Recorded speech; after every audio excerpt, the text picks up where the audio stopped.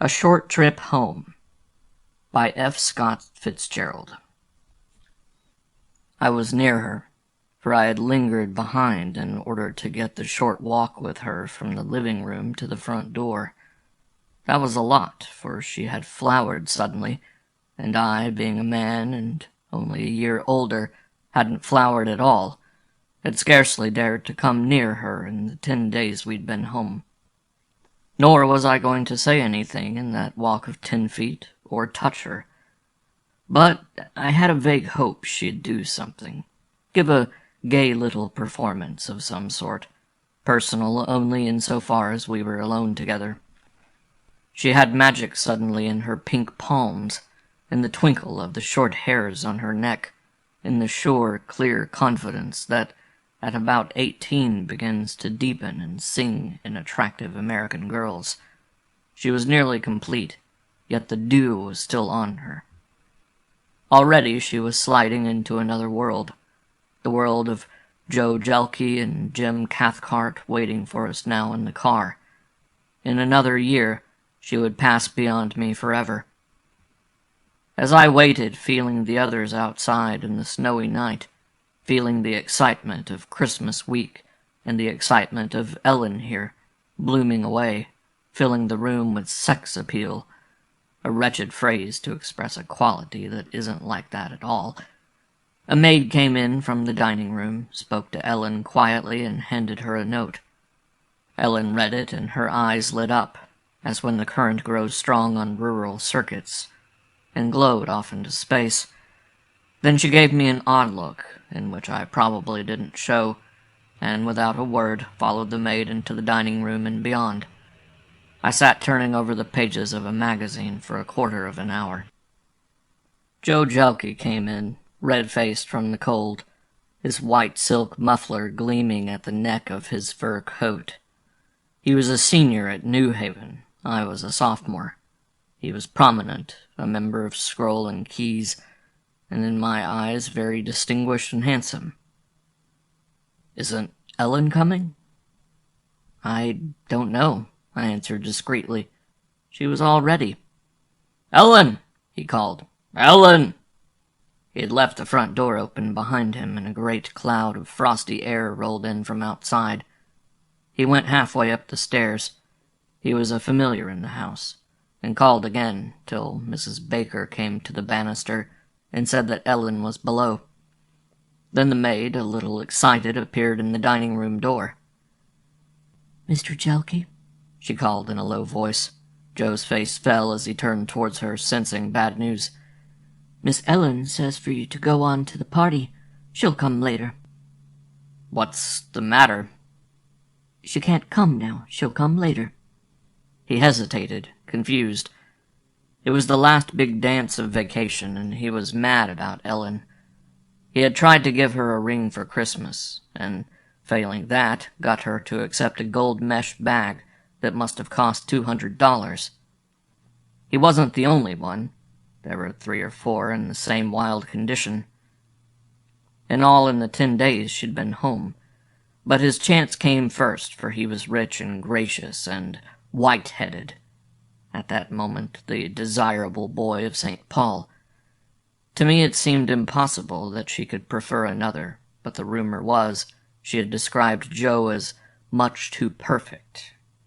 I suppose he lacked mystery for her, and when a man is up against that with a young girl who isn't thinking of marriage— "She's in the kitchen," Joe said angrily.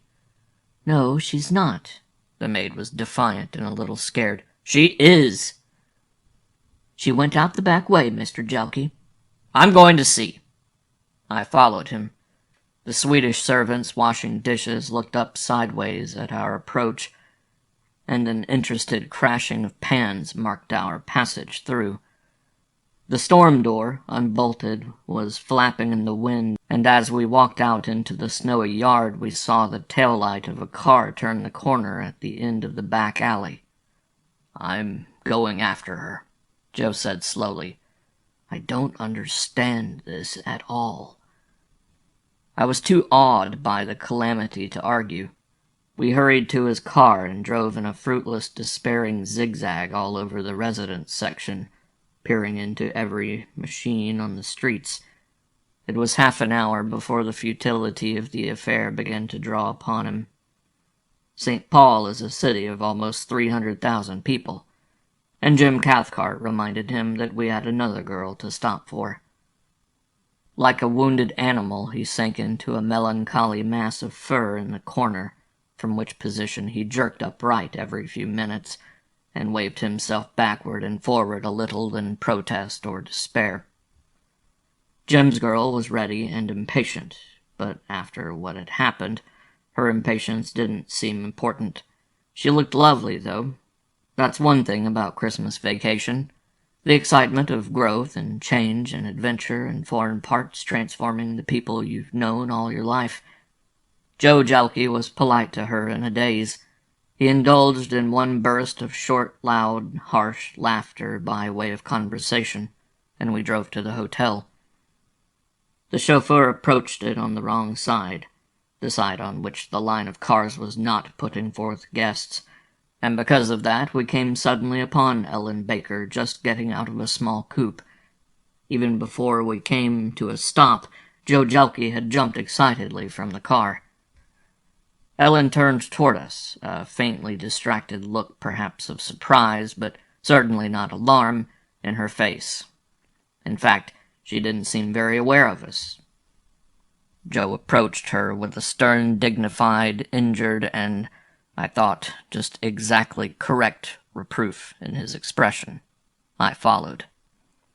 Seated in the coupe, he had not dismounted to help Ellen out, was a hard, thin-faced man of about 35, with an air of being scarred, and a slight, sinister smile. His eyes were a sort of taunt to the whole human family. They were the eyes of an animal, sleepy and quiescent in the presence of another species. They were helpless yet brutal, unhopeful yet confident. It was as if they felt themselves powerless to originate activity, but infinitely capable of profiting by a single gesture of weakness in another. Vaguely I placed him as one of the sort of men whom I had been conscious of from my earliest youth as hanging around, leaning with one elbow on the counters of tobacco stores, watching, through heaven knows what small chink of the mind, the people who hurried in and out. Intimate to garages, where he had vague business conducted in undertones, to barber shops, and to the lobbies of theaters. In such places, anyhow, I placed the type, if type it was, that he reminded me of. Sometimes his face bobbed up in one of Tad's more savage cartoons, and I had always, from earliest boyhood, thrown a nervous glance toward the dim borderland where he stood, and seen him watching me and despising me. Once in a dream he had taken a few steps toward me, jerking his head back and muttering, "Say, kid," in what was intended to be a reassuring voice, and I had broken for the door in terror. This was that sort of man. Joe and Ellen faced each other silently. She seemed, as I have said, to be in a daze. It was cold, but she didn't notice that her coat had blown open. Joe reached out and pulled it together, and automatically she clutched it with her hand. Suddenly the man in the coupe, who had been watching them silently, laughed. It was a bear laugh, done with the breath, just a noisy jerk of the head. But it was an insult if I ever heard one. Definite, and not to be passed over. I wasn't surprised when Joe, who was quick-tempered, turned to him angrily and said, "What's your trouble?" The man waited a moment, his eyes shifting and yet staring and always seeing. Then he laughed again in the same way. Ellen stirred uneasily. "Who is this—" Joe's voice trembled with annoyance. "Look out now," said the man slowly. Joe turned to me. "Eddie, take Ellen and Catherine in, will you?" he said quickly. "Ellen, go with Eddie." "Look out now," the man repeated. Ellen made a little sound with her tongue and teeth, but she didn't resist when I took her arm and moved her toward the side door of the hotel. It struck me as odd that she should be so helpless, even to the point of acquiescing by her silence in this imminent trouble. "Let it go, Joe," I called back over my shoulder. "Come inside." Ellen, pulling against my arm, hurried us on. As we were caught up into the swinging doors, I had the impression that the man was getting out of his coupe. 10 minutes later, as I waited for the girls outside the women's dressing room, Joe Jalke and Jim Cathcart stepped out of the elevator. Joe was very white. His eyes were heavy and glazed, and there was a trickle of dark blood on his forehead and on his white muffler. Jim had both their hats in his hand. "He hit Joe with brass knuckles," Jim said in a low voice. "Joe was out cold for a minute or so. I wish you'd send a bellboy for some witch hazel and court plaster." It was late and the hall was deserted. Brassy fragments of the dance below reached us as if heavy curtains were being blown aside and dropping back into place. When Ellen came out, I took her directly downstairs. We avoided the receiving line and went into a dim room set with scraggly hotel palms, where couples sometimes sat out during the dance. There I told her what had happened. "It was Joe's own fault," she said surprisingly. "I told him not to interfere." This wasn't true. She had said nothing, only uttered one curious little click of impatience. "You ran out the back door and disappeared for almost an hour," I protested. "Then you turned up with a hard-looking customer who laughed in Joe's face." "A hard-looking customer," she repeated, as if tasting the sound of the words. "Well, wasn't he? Where on earth did you get a hold of him, Ellen?" "On the train," she answered. Immediately she seemed to regret this admission. "You'd better stay out of things that aren't your business, Eddie. You see what happened to Joe." Literally, I gasped. To watch her, seated beside me, immaculately glowing, her body giving off wave after wave of freshness and delicacy, and to hear her talk like that. "But that man's a thug," I cried. "No girl could be safe with him. He used brass knuckles on Joe." "Brass knuckles!" "Is that pretty bad?" She asked this as she might have asked such a question a few years ago. She looked at me at last and really wanted an answer. For a moment it was as if she were trying to recapture an attitude that had almost departed. Then she hardened again. I say hardened, for I began to notice that when she was concerned with this man, her eyelids fell a little, shutting other things, everything else, out of view. That was a moment I might have said something, I suppose, but in spite of everything I couldn't light into her. I was too much under the spell of her beauty and its success. I even began to find excuses for her. Perhaps that man wasn't what he appeared to be, or perhaps, more romantically, she was involved with him against her will to shield someone else. At this point, people began to drift into the room and come up to speak to us. We couldn't talk anymore, so we went in and bowed to the chaperones. Then I gave her to the bright, restless sea of the dance, where she moved in an eddy of her own among the pleasant islands of colored favors set out on tables and the south winds from the brasses moaning across the hall. After a while I saw Joe Jalke sitting in a corner with a strip of court plaster on his forehead, watching Ellen as if she herself had struck him down. But I didn't go up to him. I felt queer myself, like I feel when I wake up after sleeping through an afternoon, strange and portentous, as if something had gone on in the interval that changed the values of everything, and that I didn't see. The night slipped on through successive phases of paper caps and cardboard horns, amateur tableaux and flashlights for the morning papers. Then was the grand march and supper, and about 2 o'clock some of the committee dressed up as revenue agents pinched the party, and a facetious newspaper was distributed, burlesquing the events of the evening. And all the time, out of the corner of my eye, I watched the shining orchid on Ellen's shoulder as it moved like Stuart's plume about the room.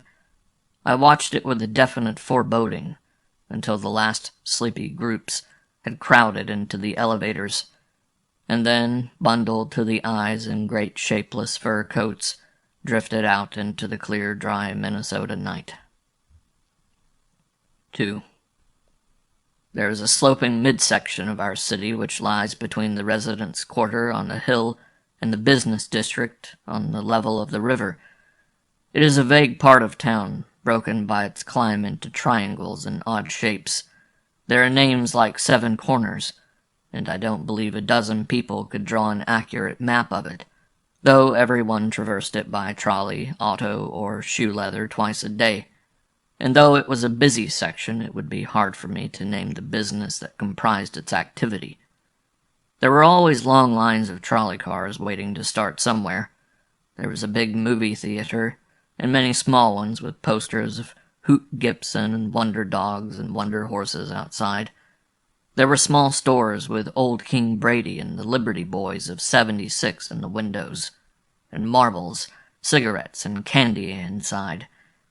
And one definite place at least, a fancy costumer whom we all visited at least once a year. Sometime during boyhood I became aware that one side of a certain obscure street there was blackly questionable, and all through the district were pawn shops, cheap jewelers, small sporting clubs and gymnasiums, and somewhat too blatantly run-down saloons. The morning after the cotillion club party, I woke up, late and lazy, with the happy feeling that for a day or two more there was no chapel, no classes, nothing to do but wait for another party tonight. It was crisp and bright, one of those days when you forget how cold it is until your cheek freezes. And the events of the evening before seemed dim and far away. After luncheon, I started downtown on foot through a light, pleasant snow of small lakes that would probably fall all afternoon, and I was about half through that halfway section of town, so far as I know there's no name for it, when suddenly whatever idle thought was in my head blew away like a hat, and I began thinking hard of Ellen Baker. I began worrying about her, as I'd never worried about anything except myself before. I began to loiter, with an instinct to go up on the hill again, and find her and talk to her. Then I remembered that she was at tea, and I went on again, but still thinking of her and harder than before. Right then the affair opened up again. It was snowing, I said, and it was 4 o'clock on a December afternoon, when there's a promise of darkness in the air and the street lamps are just going on. I passed a combination pool parlor and restaurant, with a stove loaded with hot dogs in the window, and a few loungers hanging around the door. The lights were on inside, not bright lights, but just a few pale yellow ones high up on the ceiling, and the glow they threw out into the frosty dusk wasn't so bright that you weren't tempted to stare inside. As I went past, thinking hard of Ellen all this time, I took in the quartet of loafers out of the corner of my eye. I hadn't gone half a dozen steps down the street when one of them called to me, not by name, but in a way clearly intended for my ear. I thought it was a tribute to my raccoon coat and paid no attention, but a moment later whoever it was called to me again in a peremptory voice. I was annoyed and turned around. There, standing in the group not 10 feet away and looking at me with the same half-sneer on his face with which he had looked at Joe Jelke, was the hard, thin-faced fellow of the night before. He had on a black fancy-cut coat, buttoned up to his neck as if it were cold. His hands were deep in his pockets, and he wore a derby and high-buttoned shoes. I was startled, and for a moment I hesitated, but I was most of all angry.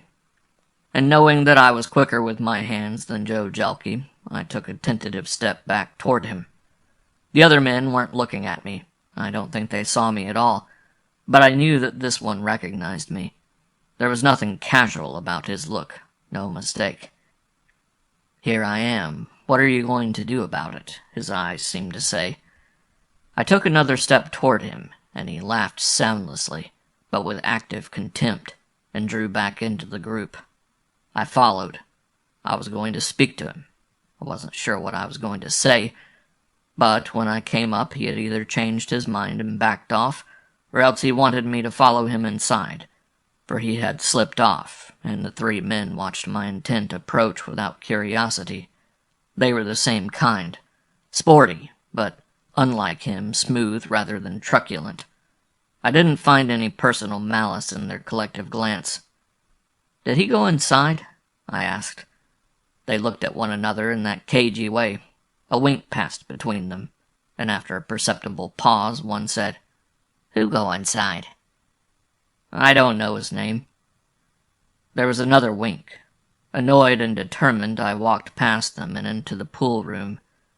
There were a few people at a lunch counter along one side, and a few more playing billiards, but he was not among them.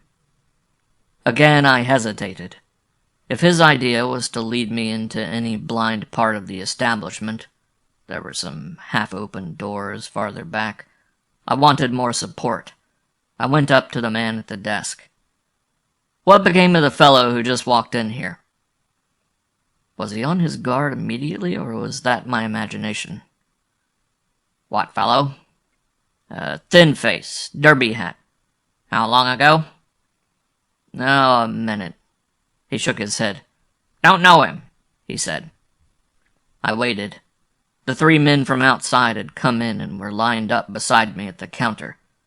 I felt that all of them were looking at me in a peculiar way.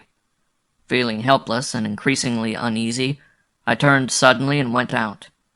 A little way down the street I turned around and took a good look at the place so I'd know it and could find it again. On the next corner I broke impulsively into a run, found a taxicab in front of the hotel, and drove back up the hill. Ellen wasn't home. Mrs. Baker came downstairs and talked to me. She seemed entirely cheerful and proud of Ellen's beauty, and ignorant of anything being amiss or of anything unusual having taken place the night before. She was glad that vacation was almost over. It was a strain, and Ellen wasn't very strong. Then she said something that relieved my mind enormously. She was glad that I'd come in, for of course Ellen would want to see me, and the time was so short. She was going back at 8:30 tonight. "Tonight?" I exclaimed. "I thought it was the day after tomorrow." "She's going to visit the Brokaws in Chicago," Mrs. Baker said. "They want her for some party. We just decided it today. She's leaving with the Ingersoll girls tonight." I was so glad I could barely restrain myself from shaking her hand. Ellen was safe. It had been nothing all along but a moment of the most casual adventure. I felt like an idiot, but I realized how much I cared about Ellen, and how little I could endure anything terrible happening to her. "She'll be in soon?" "Any minute now. She just phoned from the University Club." I said I'd be over later. I lived almost next door, and I wanted to be alone. Outside, I remembered I didn't have a key, so I started up the Baker's driveway to take the old cut we used in childhood through the intervening yard. It was still snowing, but the flakes were bigger now against the darkness, and trying to locate the buried walk, I noticed that the Baker's back door was ajar. I scarcely know why I turned and walked into that kitchen. There was a time when I would have known the Baker's servants by name. That wasn't true now, but they knew me, and I was aware of a sudden suspension as I came in. Not only a suspension of talk, but of some mood or expectation that had filled them. They began to go to work too quickly. They made unnecessary movements and clamor, those three. The parlor maid looked at me in a frightened way, and I suddenly guessed she was waiting to deliver another message. I beckoned her into the pantry. "I know all about this," I said. "It's a very serious business. Shall I go to Mrs. Baker now, or will you shut and lock that back door?" "Don't tell Mrs. Baker, Mr. Stinson." "Then I don't want Miss Ellen disturbed. If she is, I'll know of it." I delivered some outrageous threat about going to all the employment agencies and seeing she never got another job in the city. She was thoroughly intimidated when I went out. It wasn't a minute before the back door was locked and bolted behind me. Simultaneously, I heard a big car drive up in front, chains crunching in the soft snow. It was bringing Ellen home, and I went in to say goodbye. Joe Jelke and 2 other boys were along, and none of the 3 could manage to take their eyes off her, even to say hello. She had one of those exquisite rose skins frequent in our part of the country, and beautiful until the little veins began to break at about 40. And the cold had lit it to a lovely flame, like the thrilling flush of children after their cold baths in the evening. She and Joe had reached some sort of reconciliation, or at least he was too far gone in love to remember last night. But I saw that though she laughed a lot, she wasn't really paying any attention to him, or any of them. She wanted them to go, so that there'd be a message from the kitchen. But I knew the message wasn't coming, that she was safe. There was talk of the pump and slipper dance at New Haven, and of the Princeton prom, and then, in various moods, we 4 men left and separated quickly outside. I walked home with a certain depression of spirit and lay for an hour in a hot bath, thinking that vacation was all over for me now that she was gone, feeling even more deeply than I had yesterday that she was out of my life. And something eluded me, one more thing to do, something that I had lost amid the events of the afternoon, promising myself to go back and pick it up, only to find that it had escaped me.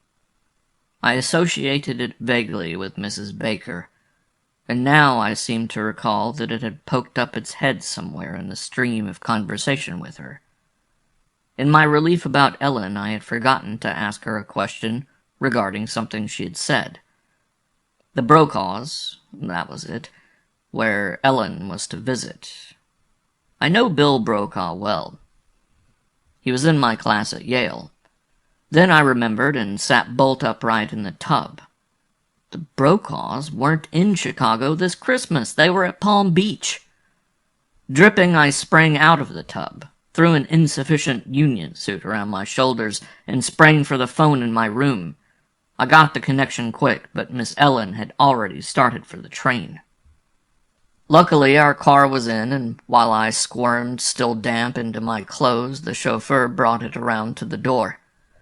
The night was cold and dry, and we made good time to the station through the hard, crusty snow. I felt queer and insecure starting out this way, but something more confident as the station loomed up bright and new against the dark, cold air.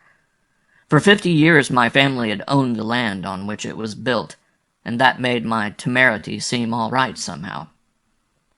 There was always a possibility that I was rushing in where angels feared to tread, but that sense of having a solid foothold in the past made me willing to make a fool of myself. This business was all wrong, terribly wrong. Any idea I had entertained that it was harmless dropped away now. Between Ellen and some vague, overwhelming catastrophe there stood me, or else the police and a scandal. I'm no moralist. There was another element here, terribly dark and frightening, and I didn't want Ellen to go through it alone. There are 3 competing trains from St. Paul to Chicago that all leave within a few minutes of 8:30. Hers was the Burlington, and as I ran across the station I saw the grating being pulled over and the light above it go out. I knew, though, that she had a drawing room with the Ingersoll girls because her mother had mentioned buying the ticket, so she was, literally speaking, tucked in until tomorrow. The CM and St. P gate was down at the other end, and I raced for it and made it. I had forgotten one thing, though, and that was enough to keep me awake and worried half the night. This train got into Chicago 10 minutes after the other. Ellen had that much time to disappear into one of the largest cities in the world. I gave the porter a wire to my family to send from Milwaukee, and at 8 o'clock next morning I pushed violently by a whole line of passengers clambering over their bags parked in the vestibule and shot out of the door with a sort of scramble over the porter's back. For a moment the confusion of a great station, the voluminous sounds and echoes and cross-currents of bells and smoke struck me helpless. Then I dashed for the exit and toward the only chance I knew of finding her. I'd guessed right. She was standing at the telegraph counter, sending off heaven knows what black lie to her mother, and her expression when she saw me had a sort of terror mixed up with its surprise. There was cunning in it, too. She was thinking quickly. She would have liked to walk away from me as if I wasn't there, and go about her own business, but she couldn't. I was too matter-of-fact a thing in her life. So we stood silently, watching each other and thinking hard. "The Brokaws are in Florida," I said after a minute. "It was nice of you to take such a long trip to tell me that." "Since you've found it out, don't you think you'd better go on to school?" "Please let me alone, Eddie," she said. "I'll go as far as New York with you. I've decided to go back early myself." "You'd better let me alone." Her lovely eyes narrowed, and her face took on a look of dumb, animal-like resistance. She made a visible effort. The cunning flickered back into it. Then both were gone, and in their stead was a cheerful, reassuring smile that all but convinced me. "Eddie, you silly child, don't you think I'm old enough to take care of myself?" I didn't answer. "I'm going to meet a man, you understand. I just want to see him today. I've got my ticket east on the 5 o'clock train. If you don't believe it, here it is in my bag." "I believe you." "The man isn't anybody that you know, and frankly, I think you're being awfully fresh and impossible." "I know who the man is." Again she lost control of her face. That terrible expression came back into it, and she spoke with almost a snarl. "You'd better let me alone." I took the blank out of her hand and wrote out an explanatory telegram to her mother. Then I turned to Ellen and said a little roughly, "We'll take the 5 o'clock train east together. Meanwhile, you're going to spend the day with me." The mere sound of my own voice saying this so emphatically encouraged me, and I think it impressed her, too. At any rate, she submitted, at least temporarily, and came along without protest while I bought my ticket. When I start to piece together the fragments of that day, a sort of confusion begins, as if my memory didn't want to yield up any of it, or my consciousness let any of it pass through.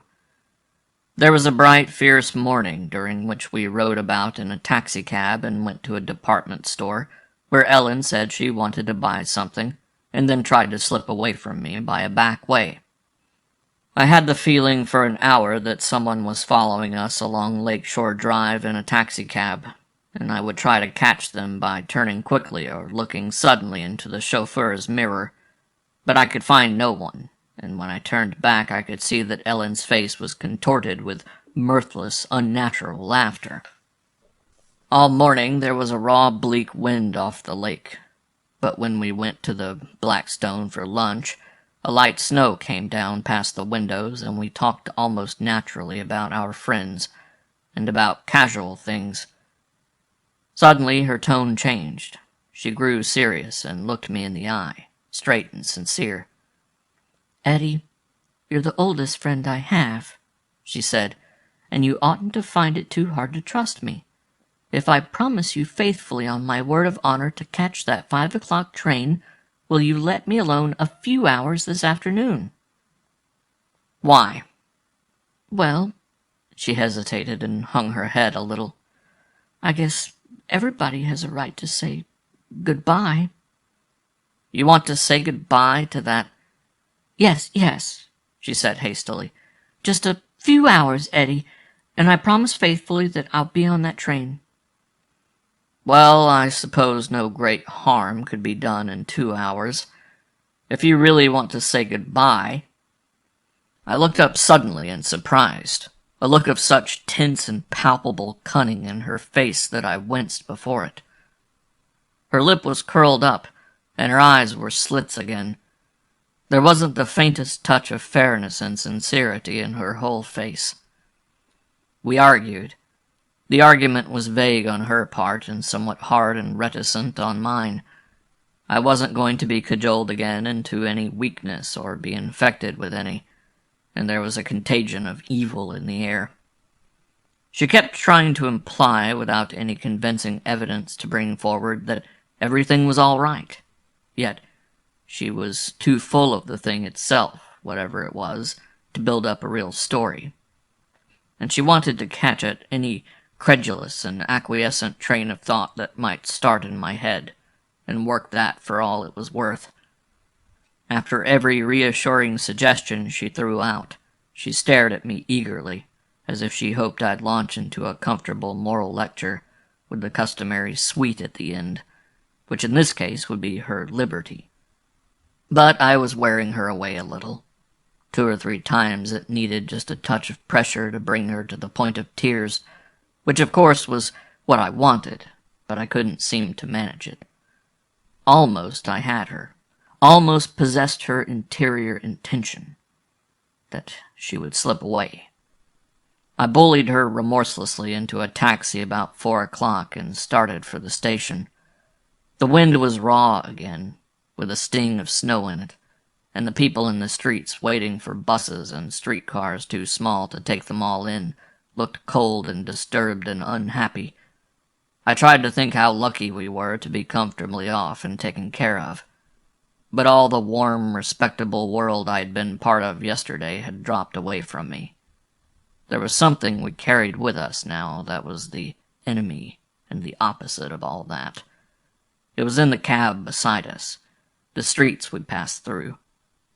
With a touch of panic, I wondered if I wasn't slipping almost imperceptibly into Ellen's attitude of mind. The column of passengers waiting to go aboard the train were as remote from me as people from another world. But it was I that was drifting away and leaving them behind. My lower was in the same car with her compartment. It was an old-fashioned car, its lights somewhat dim, its carpets and upholstery full of the dust of another generation. There were 6 other travelers, but they made no special impression on me except that they shared the unreality that I was beginning to feel everywhere around me. We went into Ellen's compartment, shut the door, and sat down. Suddenly I put my arms around her and drew her over to me, just as tenderly as I knew how, as if she were a little girl, as she was. She resisted a little, but after a moment she submitted and lay tense and rigid in my arms. "Ellen," I said helplessly, "you asked me to trust you. You have much more reason to trust me. Wouldn't it help to get rid of all this if you'd told me a little?" "I can't," she said very low. "I mean, there's nothing to tell." "You met this man on the train coming home, and you fell in love with him. Isn't that true?" "I don't know." "Tell me, Ellen. You fell in love with him?" "I don't know. Please let me alone." "Call it anything you want," I went on. "He has some sort of hold over you. He's trying to use you. He's trying to get something from you. He's not in love with you." "What does that matter?" she said in a weak voice. "It does matter. Instead of trying to fight this thing, you're trying to fight me. And I love you, Ellen. Do you hear? I'm telling you all of a sudden, but it isn't new with me. I love you." She looked at me with a sneer on her gentle face. It was an expression I'd seen on men who were tight and didn't want to be taken home.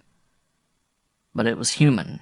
I was reaching her, faintly and from far away, but more than before. "Ellen, I want you to answer me one question. Is he going to be on this train?" She hesitated. Then, an instant too late, she shook her head. "Be careful, Ellen. Now, I'm going to ask you one thing more, and I wish you'd try very hard to answer. Coming west, when did this man get on the train? I don't know, she said with an effort. In Pittsburgh, I think. He spoke to me just after we left Pittsburgh, back in the observation car. Just at that moment I became aware, with the unquestionable knowledge reserved for facts, that he was just outside the door. She knew it too. The blood left her face, and that expression of low animal perspicacity came creeping back. I lowered my face into my hands and tried to think. We must have sat there with scarcely a word for well over an hour. I was conscious that the lights of Chicago, then of Englewood, and of endless suburbs were moving by. And then there were no more lights, and we were out on the dark flatness of Illinois. The train seemed to draw in upon itself. It took on an air of being alone. The porter knocked at the door and asked if he could make up the berth, but I said no, and he went away. After a while, I convinced myself that the struggle inevitably coming wasn't beyond what remained of my sanity, my faith in the essential all-rightness of things and people. That this person's purpose was what we call criminal, I took for granted. But there was no need of ascribing to him an intelligence that belonged to a higher plane of human, or inhuman, endeavor. It was still as a man that I considered him, and tried to get at his essence, his self-interest, what took the place in him of a comprehensible heart. But I suppose I more than half knew what I would find when I opened the door. When I stood up, Ellen didn't seem to see me at all.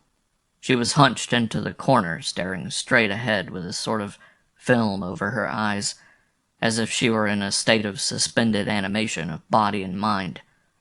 I lifted her and put 2 pillows under her head, and threw my fur coat over her knees. Then I knelt beside her and kissed her 2 hands, opened the door, and went out into the hall. I closed the door behind me and stood with my back against it for a minute. The car was dark, save for the corridor lights at each end. There was no sound except the groaning of the couplers, the even click-a-tick of the rails, and someone's loud sleeping breath farther down the car. I became aware after a moment that he was standing by the water cooler just outside the men's smoking room, his derby hat on his head, his coat collar turned up around his neck as if he were cold, and his hands in his coat pockets. When I saw him, he turned and went into the smoking room, and I followed.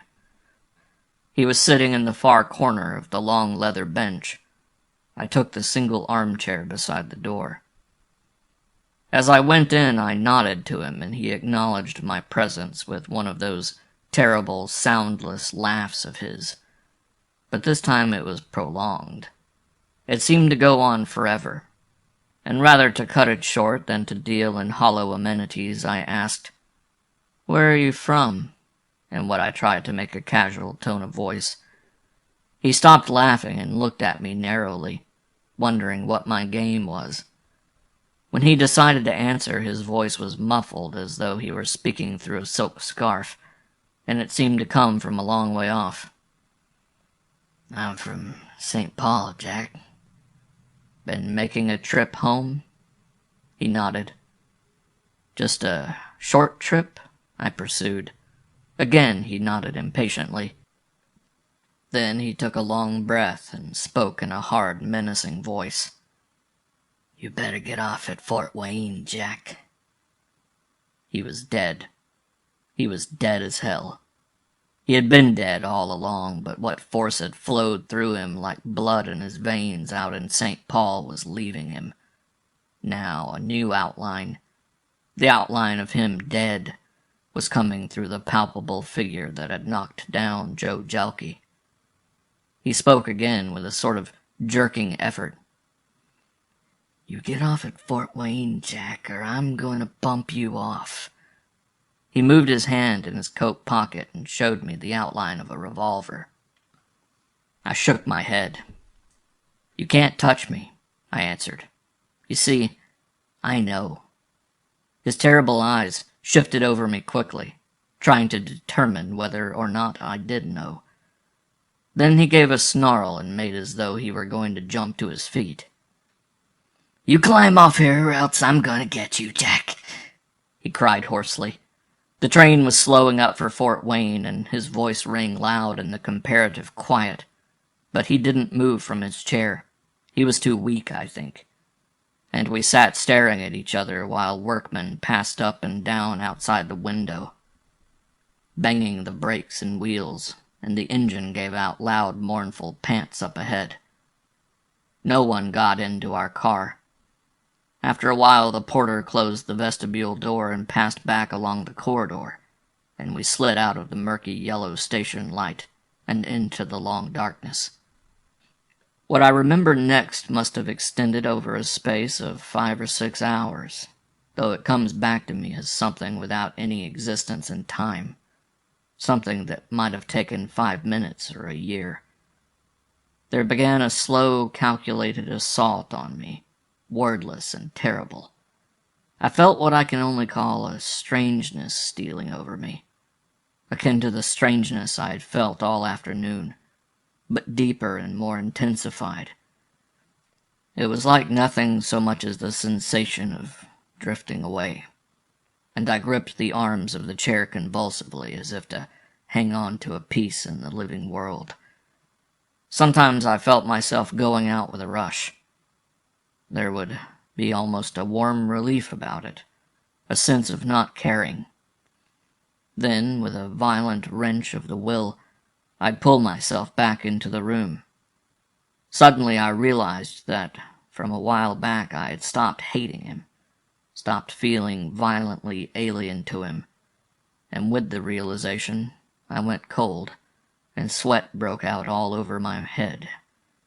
He was getting around my abhorrence, as he had got around Ellen coming west on the train, and it was just that strength he drew from, preying on people, that had brought him up to the point of concrete violence in St. Paul, and that, fading and flickering out, still kept him fighting now.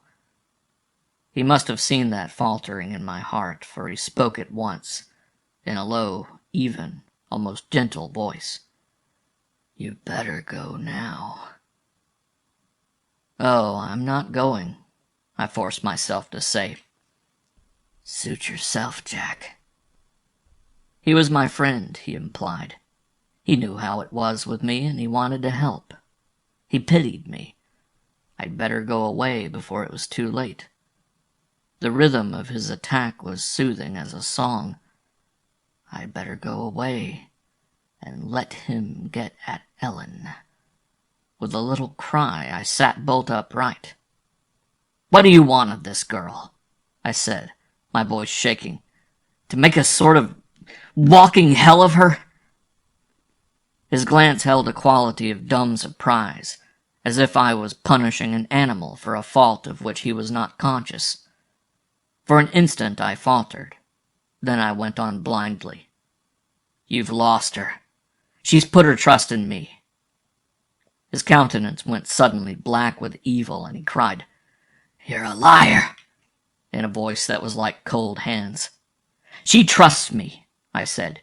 "You can't touch her. She's safe." He controlled himself. His face grew pale and bland, and I felt that curious weakness and indifference begin again inside me. What was the use of all this? What was the use? "You haven't got much time left," I forced myself to say. And then, in a flash of intuition, I jumped at the truth. "You're sinking. You've only got a few hours. Your body is lying dead back in Pittsburgh. That's as far as you can go." His face contorted, lost all semblance of humanity, living or dead. Simultaneously, the room was full of cold air, and with a noise that was something between a paroxysm of coughing and a burst of horrible laughter, he was on his feet, reeking of shame and blasphemy. "Come and look," he cried. "I'll show you."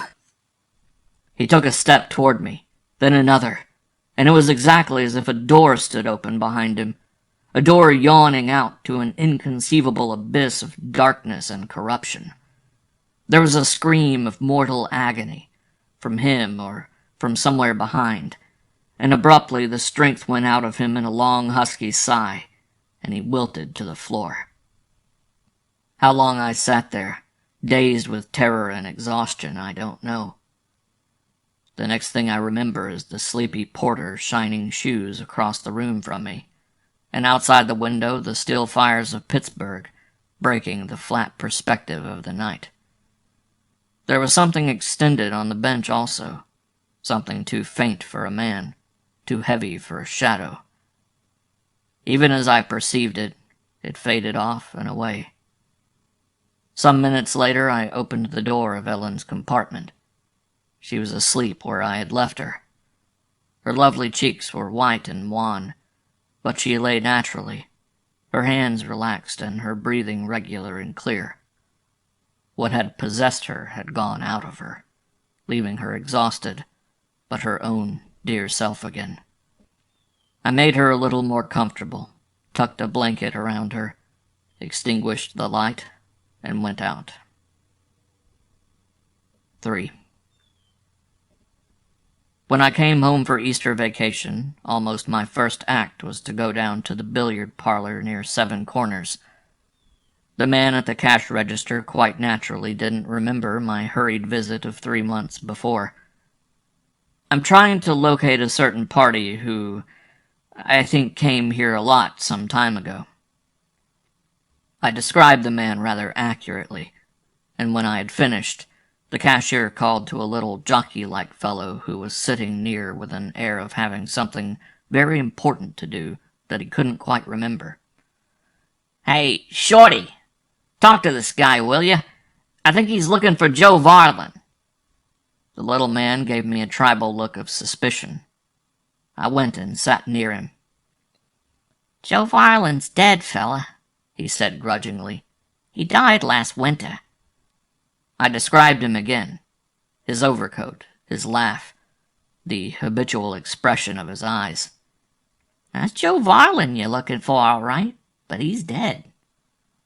"I want to find out something about him." "What you want to find out?" "What did he do, for instance?" "How should I know? He used to come in here once in a while and shoot pool." "Look here, I'm not a policeman. I just want some kind of information about his habits. He's dead now, and it can't hurt him, and it won't go beyond me." "Well," he hesitated, looking me over. "He was a great one for traveling. Somebody told me he died on a train." I started. "Wait a minute now. Who was it told me that? Anyhow, he was in New York sick, and he tried to come home. They took him off the train with pneumonia at Pittsburgh, and he died there." I nodded. Broken pieces of the puzzle began to assemble in my head. "Why was he a lot on trains?" "How should I know, fella?" "If you can use $10, I'd like to know anything you may have heard on the subject." "Well," said Shorty reluctantly, "all I know is they used to say he worked the trains." "Worked the trains?" "He had some racket of his own he'd never loosen up about. He used to work the girls traveling along the trains. Nobody ever knew much about it. He was a pretty smooth guy, but sometimes he'd turn up here with a lot of dough, and he let 'em know it was the Janes he got it off of." I thanked him and gave him the $10 and went out, very thoughtful, without mentioning that, though a part of Joe Varland had been taken off the train at Pittsburgh, another part of him had made a last trip home. Ellen wasn't west for Easter, and even if she had been, I wouldn't have gone to her with the information either. At least I've seen her almost every day this summer, and we've managed to talk about everything else. Sometimes, though, she gets silent about nothing and wants to be very close to me, and I know what's in her mind. Of course, she's very popular and coming out this fall, and I have 2 more years at New Haven. Still, things don't look as impossible as they did a few months ago. She belongs to me in a way. Even if I lose her, she belongs to me. She'll always know I love her, and that she might need me, and sometimes those are powerful considerations. I'm going to take her out to a dance at the club tonight, and perhaps sometime during the evening she'll get silent, and a little frightened, and want me close to her. Who knows? Anyhow, I'll be there. I'll always be there.